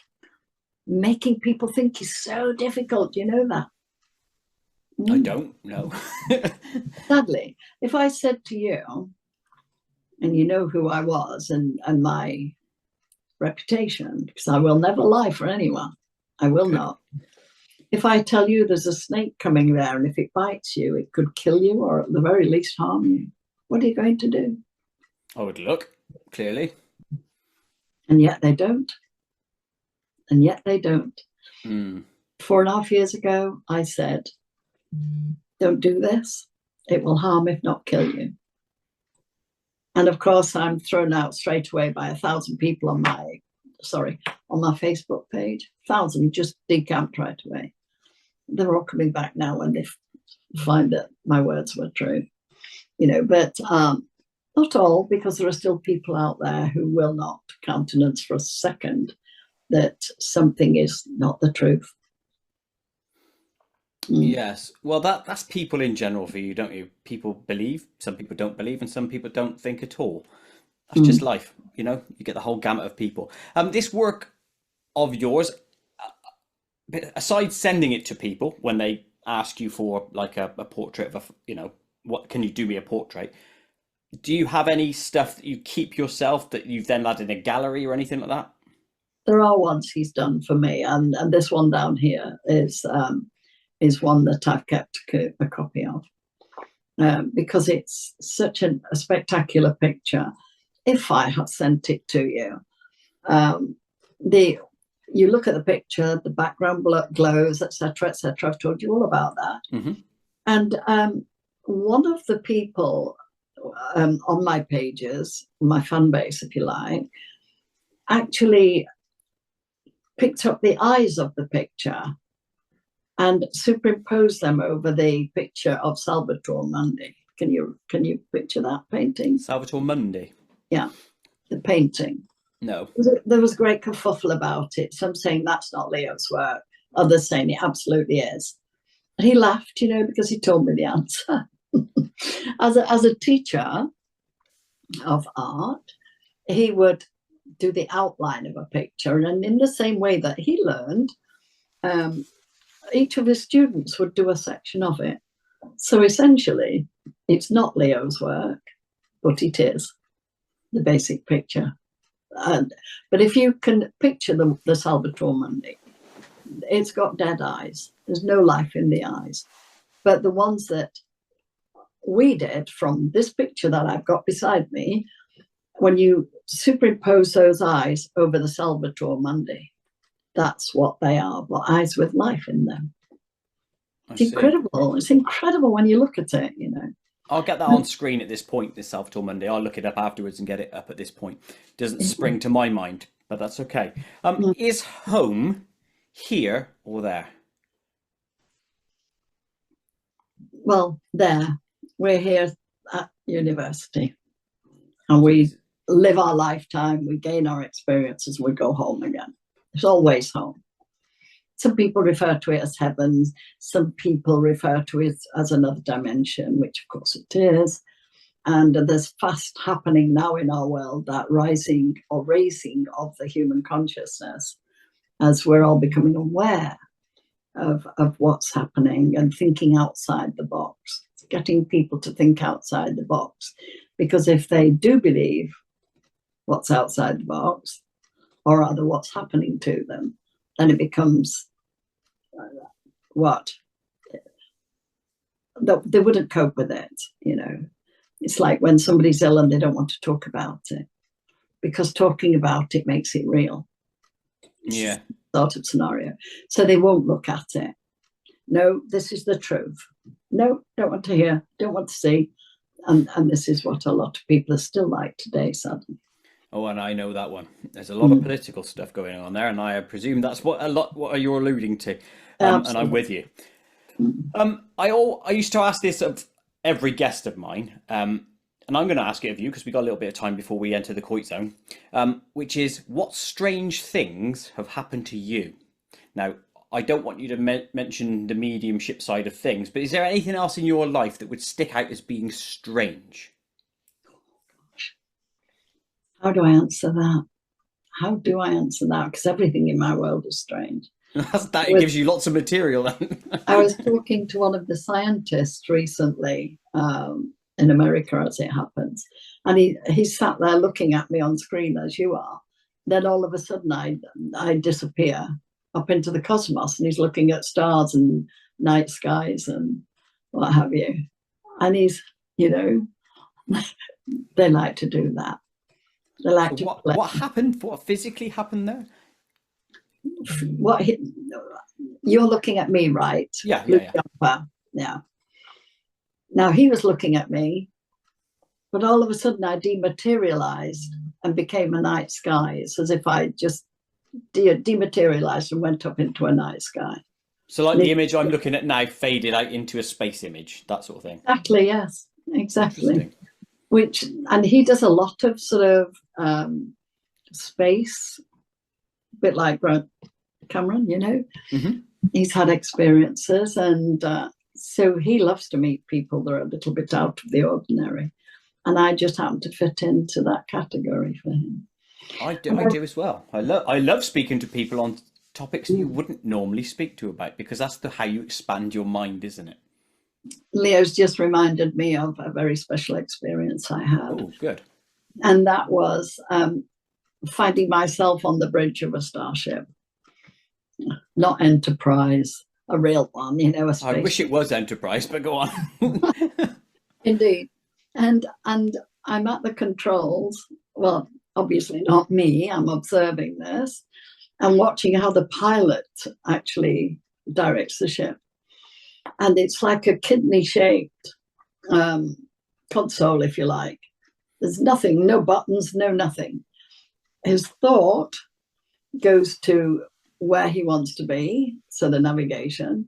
It passes his hands across the controls without touching anything, and the thought directs the ship. Now, I'm not educated terribly well, so I've no academic status at all. But Leo, because I said, how do spaceships move then? Because I'm obviously very interested in the Roswell experience, because that happened when I came into this world. And I said, what makes them move? And he explained that the early spaceships were moved by like opposing magnets. If you can imagine opposing magnets, they push away, don't they? Mm-hmm. They push and propel the ship. But there was mercury involved in that as well somehow, but I'm not educated enough to explain it to you. Speaking of Grant Cameron, his belief in space technology, etc. He booked a picture and I sent it to him. And it was a picture of someone that actually worked on space technology. But because it wasn't a family member, he extracted the urine. So that was me done with him. I won't be humiliated or made fun of. I take my work very seriously, and it's a shame that he took that course, really. He said, well, can we try again? No. I don't go back for more when somebody, disrespects me. No, sure. And I won't go into that. I know nothing of it other than what he said. He said a joke and then that was it. But that's all I know. So we'll leave that on there. He thought it was a joke. Okay. I don't know what it even was that he joked about. So no, I get it. Cool. But, I tend not to go back if somebody is disrespectful, or I don't fight. I'm not a fighter. I'm not interested in fighting. I'm interested in healing people's hearts and minds. I'm interested in making people understand that we don't die, not ever. We don't. And we can communicate, and we do. And that show I've just done on the back of some wonderful scientists, it was a full day's event. The scientists all spoke first and explained about the scalar wave technology, etc., and how it all works. And when you understand how it all works, any dark side of this world, if you understand me, and there will be those watching who will, they can never make inroads fully. They can never achieve their goal. Every empire falls ultimately, doesn't it? Oh, yeah. Everyone, and they will fall too, because again, darkness can't exist where there is light, and you need to have a lot more of it. But I don't want to compromise your show by talking about it. No or worries. read the work of the scientists that I've just spent a week with. I understand. Thank you, though. We are now going to enter the Koit zone. Ooh, what might that be, darling? I'm interested. It's just very, very random. I ask you some down-to-earth questions about us as beings. So ego and all that aside, and etc., etc. But here we go. Let's start with an easy one. What's your? I'm sorry. I'm going to address this ego thing, because it's another thing that's been created to put us down. What does ego mean? It should mean I, or oneself. Self. It's the, how can I put, it's the essence of who you are, the sense of self. And if we don't have that sense of self, which has that love element in it and the caring element in it, then how can we know how to love anyone else? Ego is our sense of self. It's a vital part of who we are. And if anybody wanted to put down or put us down, that's a good way to do it. Ego, ego, ego, you know, and it makes my heart hurt, because people are so misusing the word. You know? Yeah, I think maybe they're looking at the sentiment behind it in, like, you know as well as I do, that there are some people who go, look at me, I'm amazing. It's that side of ego, isn't it, that we want to the inflated crush. sense of ego. Yeah, that's it. About. For me, I say Leo's amazing. Yeah, he is. And that's Everything cool. that I do is amazing because he is amazing. It's nothing to do with me. I'm just a vessel that he uses. I'm a mouthpiece for spirit. They speak, I tell you. I don't pretend I understand what I'm talking about, because I never do. Not my life. Not, you know, I had a person, I'm sorry, I just have to tell this little story. That's right. I had a person call me. It was soon after the TV documentary went out, and my books were just crammed, my diary, you know. So this lady rang me and she said, we're in Cornwall on holiday. Could I get a reading while I'm here? And I said, no, I'm really sorry that I just don't have a single minute that I can give to you. Oh, and it's so important. I said, is your mother Jean? She said, yes. And did you worry about Paul having his leg amputated? We need to just adjust your thinking here, darling, and realise that it's either Paul's leg that goes or his life. You just need to adjust your thinking here. Oh, my God. And who am I speaking to, please? That's my life. Yes. Wow. So it took me a couple of 3 minutes to do that. But it gave her what she needed, you know. Yeah, that means there must be a lot of demands on you in your life. Oh, yes. That must be tiring. It is, but when I get into my mode, I love what I do. I love making people feel better. They come in totally, well, I don't physically see people anymore except in a show like that. They come in so broken, so broken. But they leave with mascara down their faces and a big back straight and big smile. In other words, yeah, you're doing good. And that's lovely to hear. Right. Now it is time for the Koit Zone. Koit Zone! No, it's okay. Here we go. Let's start with an easy one. What is your favourite film, if you have one?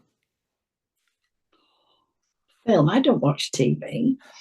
Favourite film? Yeah. God, why didn't you tell me beforehand? I could have had a think about it. It's got to come straight to mind. I love the period dramas. so I really loved Downton Abbey. I almost watch it back to back if I want to relax, which isn't often, I'm afraid. Oh, fair. So I love the period dramas. I love going back to a time when there was respect of self and other people. And, you know, I've grown up in that world, Koit, because I was born pretty much at the end of the war. So there was still that spillover of the war when I was growing up, that, you know, like food rations and what have you, and certain things you don't ever do. You don't ever scream unless your life is in danger. You don't ever use bad language to people. It's disrespectful. You treat people the way that you want to be treated. You treat people the way you want to be treated yourself. And that's the only rule of life you need. We don't need all these 10 commandments and 7 principles that are indoctrinated into people by religious labels. I don't ever have a part of that, because obviously I read for some extremely high profile people, and I read for some broken little souls who, you know, like children lost their mum, you know, and it's a different approach for all of these people. But I don't manners is key. Recording of a reading, for instance, I don't allow it. I did one reading where the lady had lost her dad. He'd gone on to remarry, had 2 sons, and her dad let her know before he passed that he'd left her this and this and this, and that his 2 sons had a very close friend who was a solicitor and wrote his will for him. But when he came in to speak to me, he gave me both sons' names immediately and the name of the solicitor who did his will. And what she got to learn afterwards was that she'd been cut out of it completely. And he was saying, I'm going to say beggar instead of what most people would say. The beggar's altered my will, you know.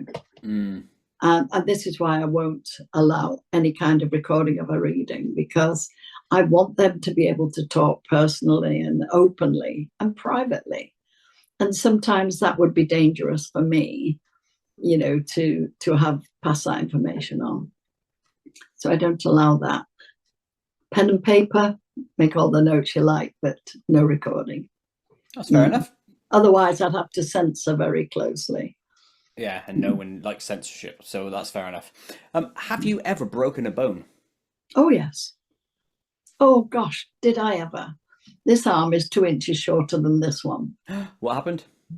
I slipped. There was torrential rain in Truro, and there was a metal grid all the way across the pavement, and my foot slipped down it and sent me crashing onto the edge of a windowsill, which I believe was concrete, and it shattered the top of my humerus. So if that was the humerus, and this goes into the joint, the shoulder, it snapped right across there. And then this long bone was driven up inside the head and smashed that out. Oh, crikey. And being of an age, they wouldn't treat me. Didn't want to waste the money. Oh, lovely. That's what I thought. And, you know, it was horrendous, and it was very much a sign of the times we were coming into, because this was the end of 2019 that this happened. And so my arm was left to repair itself however it would. And, you know, the, whatever you call him, consultant said, you'll probably not manage to get any use out of that arm again. And that There's nothing they could have done, not even put it in a cast. Oh, yeah, they could have repaired it, pinned it back together.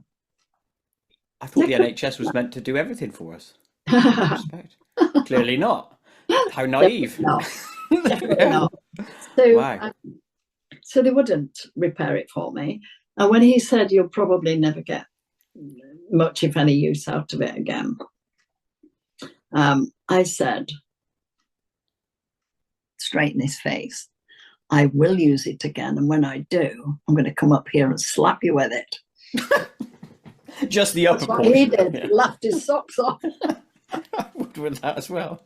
Oh, that's a shame that happened to you. What is your biscuit? 2 inches shorter now, you see. Yeah, that's not great. And with the balance when we're doing two pictures at once. So I need to yeah. find that balance again. And if you're cycling, that means you always go round in a long circle. Probably. I like that. Yeah. What is your biscuit of choice? Biscuit? Yeah. Sugar? No. I'd have to say jammy Dodgers, and I don't eat them if I can help it. Sometimes I will think, oh, just this once, you know, and I will buy some. And then I have to stop myself eating the whole packet. But it doesn't do me to be overweight. I'm with you. If I buy something, I will eat everything, so I have to be careful. But jammy Dodgers, still a good choice. I like them. I do. Cool. Not with the cream, just the jam, you know. Just the jam part, fair play. Do you have a favourite band or artist, like musical-wise? Ooh, now how dare I not say Donovan? Do you know who Donovan is? Yes. Right. Well, I know Donovan and his wife. And they had booked to come to the centre in Ireland where I was doing this event with the scientists. And Donovan said, let's go up and surprise Sandy. And because I understood they were not going to be able to make it. So they came up. And Donovan's been a long time favourite because his songs are always very meaningful and a little bit on the edge of, do I understand this? You know, I always did. So, and he's a lovely, lovely, lovely man. So I've just spent some time up in Ireland with him. Quality. If you had to eat only one food item forever, which one are you choosing? I should say rice, but it's not to be trusted nowadays. That's what they say, yeah. Plastics in it. Oh, it's easy enough to test. Just throw some in water. The microplastics will float. That's right. So you'd eat rice forever? Well, not from choice really, because I'm thinking about the nutritional aspect. But I think I'd do what I did as a child. Because I was born in the high peaks of Derbyshire, I would go out in the morning and I would just roam the hills and the rivers and the forests that I love so much. I'm very much a person of nature. In fact, at the side of me to the right is a long window and it's overlooking the river. The river just outside my door. Quality. And there's a stream running down this side and there's more glass doors on this side of me.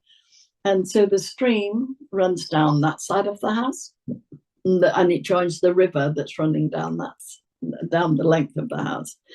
I'm surrounded by trees because I wanted to live in nature as far as I could. So I live in like a cabin, which I affectionately call my shed. I love my shed.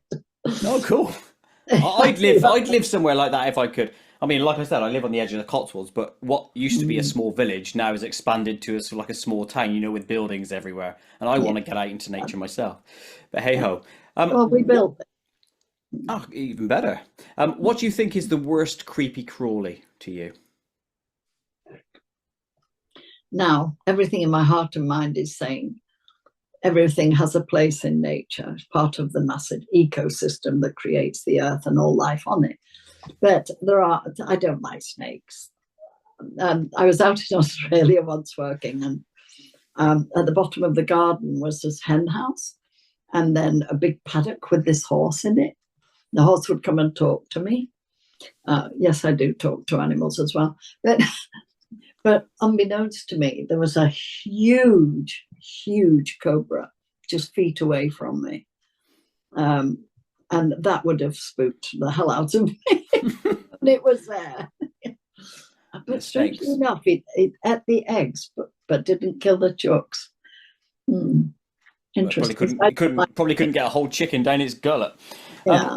What's the best thing? I know this is going to be a hard question to answer, really, but what is the best thing you think you've ever seen? Every night sky, every tree, and feel its energy, and it almost rustles its leaves when you go and you talk to it and you touch it. It responds. Yeah, I'm a bit of a different sort of person. No, that's okay. I But love that. I love it. I love to hear water running over rocks. You know, it's music to me. And of course, water, which is why we built, where the waters meet, where the stream meets the river. Because where there is water, the energy levels coming up off it are very much in touch with your pineal gland, your antenna to side, which is another reason it's being calcified in a lot of people. But we won't go into that. That's another one, yeah. I live in a hard water area, so I know that one. Yeah, well, you see, the best thing to do if you own your property is drop a borehole. So you're tapping into very, very, very deep water supply. Yes. Yes. Have your own organic filtration system, which we have here. Excellent. I've got a life straw, but that only allows me to suck up from puddles, and I don't want to do that forever, so I won't do that. No. Here's the last question in the Koit zone before we wrap up. You receive a parcel one day, and inside is a dog. Are you keeping that dog? Yes. Or I'm making sure that it goes. I adore dogs. I've never had a dog in my life. But my daughter, because this is one huge property and my daughter has the main wing of it. So we're like, there's like this glass orangery, and then our home is attached to that along the riverside. So, an orangery? You grow orange trees in there, yeah? We don't actually. It gets full of parcels for my daughter's business. But anyway, posted. So we're pretty much feeling our way across. It's the orangery is all glass. So that's no man's land between the two properties. So we have our privacy and they have theirs. Lovely. And you know, it works beautifully. It's just crying out for an actual orange tree. That's a project for the future. I had a lemon one, but I gave it to my very dear friend and doctor stroke surgeon who looks after me when I need it. Fair play, fair play. Thank you for visiting the Koit Zone with me. It was a short and sweet visit, but now we're going to move on to the final two questions before we wrap this up, which is the same two I always ask everyone else. So first off, what else do you like to do in your downtime? Any activities or guilty pleasures that are just for you? I would have to say one thing: sleep. Rest, yeah. And because there's always somebody across the world who must speak to me today. And there are those which very much distress me who think, because I've read for them, they can call me any time of the day or night. We do get one or two of those, and it's so rude. They are so rude. So really, if I have downtime, I'll sit down, I'll put my feet up. I had a sofa built that has a built-in heated seat and recline. And the moment I sit down there, I'm off. I'm out, asleep within a minute. But such is my life. But remember, the work that I do requires tapping into a very much higher conscious level. So for me to be back on this side of life, and my husband laughs, you know, he says, you spend more time upstairs than you do down, you know. And I know I do, because there's always somebody wanting to discuss something. Yeah. And of course, I love learning from them. I can see that how that is incredibly tiring, but I also can see, like you said there, that you want to know more. There's a balance there somewhere. I suppose if there was a further section to that, I love to eat good food. I love good food. Excellent. I do. Fair play. Which leads us to the very last question, which is there any projects that you are currently working on, like a book or anything? Book, yes. My third book is happening as we speak. And that's why I wanted to go into the chateau and get the photos. I see. Because they're in the second book. Okay. But sadly, they're all written by, what would you call them? Ghostwriters. I employ somebody to write my books because I don't have time to sit and do all of that stuff. And the last one, who had control of the printing of my books, passed away some months ago and took all her passwords with her. So Oh, no. now I don't have anyone that can print my books at the moment. However, the third one and final one of my life is just being written. And if you've looked at my Sandy Ingham gallery page, or my appreciation group, I think they called it, you will find all the paintings that we've done in the last number of years on that page. They've all gone on that page, so that for the lady writing my book, who's a doctor and also has treated me, she elected to actually write the book for me, and so she just goes back to my page and all the information is and mines it. Yeah, fair play. On that note, by the way, you should be highly interested in Sandy's work and output. I would suggest you go and look at that now. All the links will be in the description to this video, so go and check those out. I'm going to be going down a rabbit hole later, trust me, and trying to find out as much as I can. I asked a lot of questions, but it seems like I've entered a door and I've not stepped fully through. Do you know what I mean? Because there's so much more to learn. So I would suggest everyone do the same. Go and look at it. Go and enjoy all that content. Sandy, thank you ever so much for coming on. I really appreciate your time. My pleasure. It's been amazing. Thank you ever so much. Goodbye, everyone.